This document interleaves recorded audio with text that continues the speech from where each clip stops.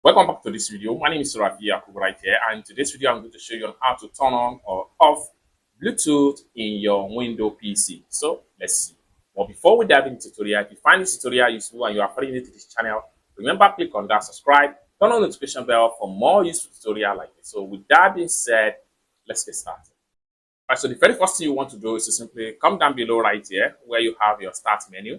Simply right click on the start menu and this is going to pop up. The next thing you want to do is to simply go to settings right here, click on settings, and it's going to load up like so. Then the next thing you want to do is to simply navigate to devices. So click on that and it's going to take you right here. And by default, under Bluetooth and other devices, so you can see by default here is on. For you to turn it off, simply turn it off like so. If you want to on it, simply turn it on. It's as simple as that. Then from here, you can simply connect whatever Bluetooth, whether Bluetooth speaker or Bluetooth phone, you want to connect it with your PC, you can simply connect it. It's as simple as that.